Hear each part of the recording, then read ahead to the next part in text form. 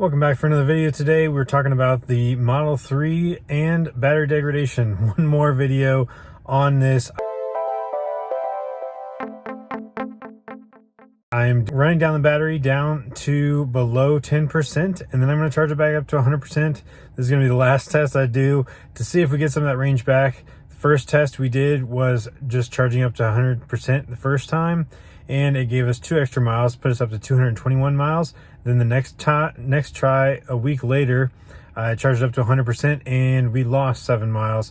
According to the car, it said we had 7 miles less range at 100% at 214 miles. And then we are going to now run the battery down to a lower percentage, like I said, below 10%, and then charge it back up to 100% and see if that gives us the range that we're looking for.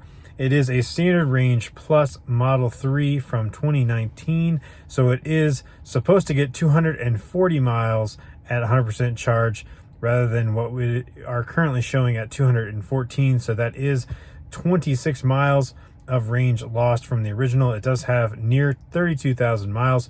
You can go ahead and check out my other videos, of course, to see the details on those first 2 tests. I promise this is going to be the last test for a while, at least until I get maybe a Scan My Tesla app and the little ODB port 2 for the Tesla to get those actual details that they don't really share with you. Now, I do have Teslafy, and we got a lot of details on Teslafy. That's what I'm using mostly to determine what the actual state of charge is and what the full range is at 100% and that sort of thing. It does give good details about that, but it would be nice to see some of the other things like battery temperatures and all that sort of thing, and while we're driving, get some of those details. But again, I don't have that right now, so that'll be a future video possibly if I do get that. And depending on how this test goes with the Model 3, I may or may not try this in the Model Y. So as always, if you like this video and you'd like to see more Tesla content, make sure you hit that like button. It helps others find this channel, and make sure you subscribe for more. And so let's check it out. I'm going to go ahead and run the battery down below 10%, and then, like I said, I'll have to continue this video tomorrow after I charge it back up to 100%, and then again drive it pretty quick after it gets up to 100%, because you don't want it to be staying too long below 10% or at 100%. So either one, you don't want it to be at the bottom, you don't want it to be at the top for very long.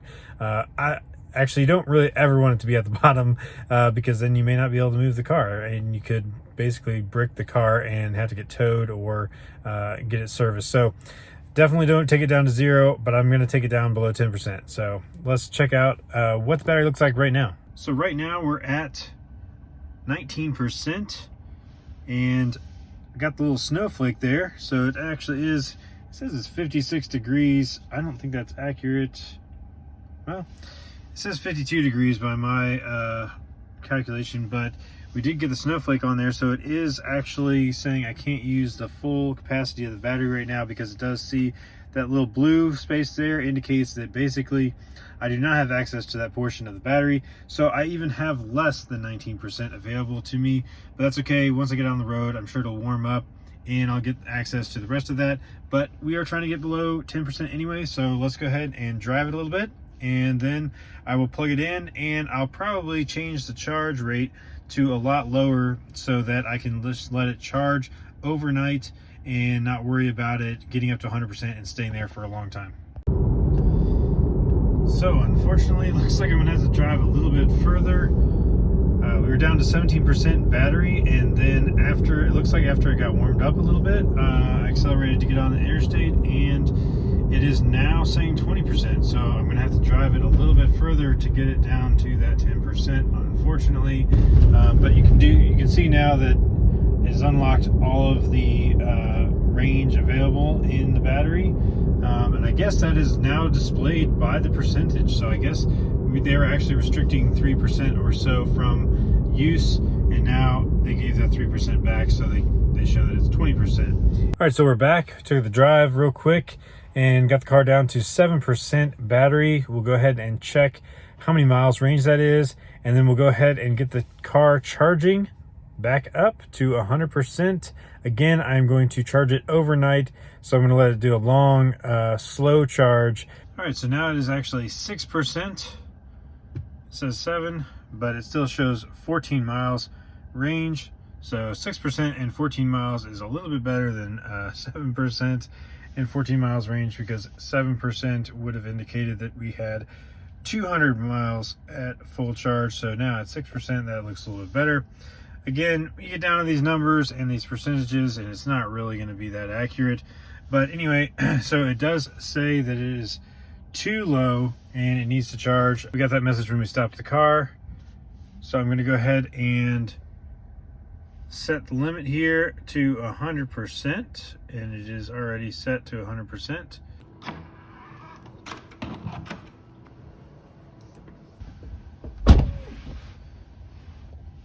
All right, so we have it plugged in now. To get up to 100% right now, it is estimating it will take 7 hours approximately. That will be in the middle of the night, so I don't want to do that. So what I'm going to do is go down here, change the charge current down to less amps. Let's see, let's put it at 18 amps instead of 32. That puts us at 12 hours. It's a little bit too quick, actually. Let's try 15 amps. At 15 amps, we got 14 hours. That will put us at 8:30 in the morning.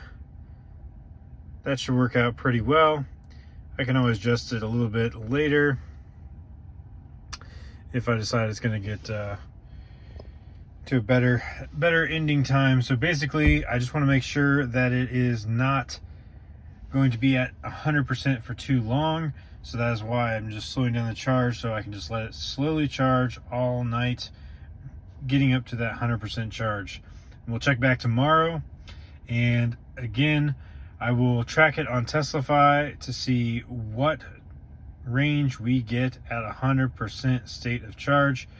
And also, I will then drive the car as soon as possible after it gets up to 100%, just to make sure that we are not damaging the battery. Honestly, all of this going down to a low percentage and going up to 100% now 3 times within 2 weeks is actually probably not great for the battery.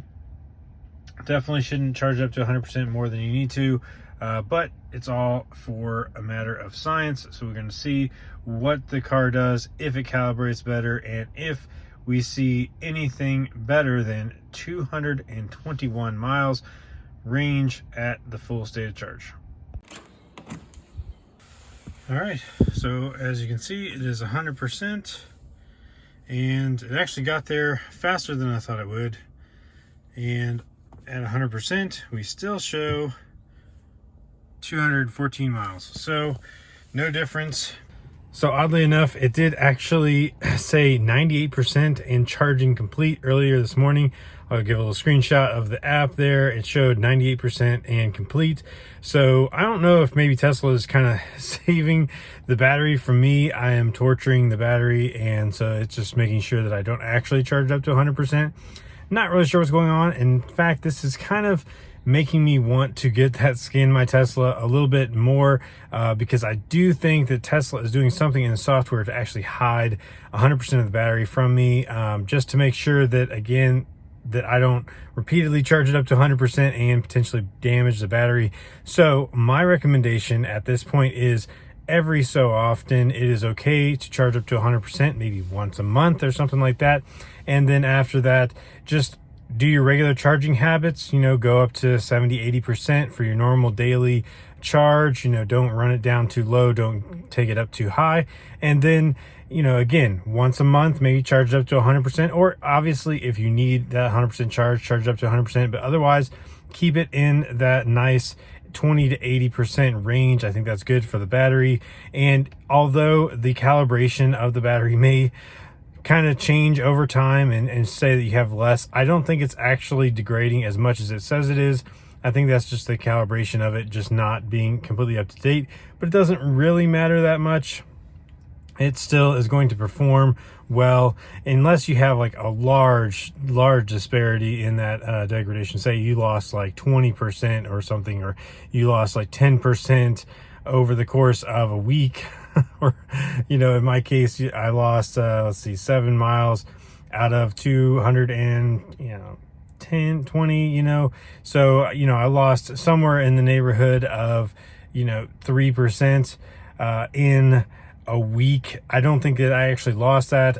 So that's, you're not going to just get a software update and suddenly you're going to lose all that range. Now, you might get a new range displayed with the software update, and that is different from it actually losing that capacity. So unless there's something horribly wrong with your battery, you wouldn't lose a large chunk of that percentage of the battery in such a short amount of time. So my recommendation is definitely just charge the car like you normally would, leave it in that 20 to 80% range, and just forget about it. I always put it on percentage. Putting on a percentage definitely helps, because you don't notice what the difference in miles is at 100%, and you just drive it like normal, everything's fine. Every so often I check on the miles at 100% just to see where we're at, but like I said, after 32,000 miles, losing even 12%, if that, let's see, 20, so I lost like 12% ish range according to the 214 mile range.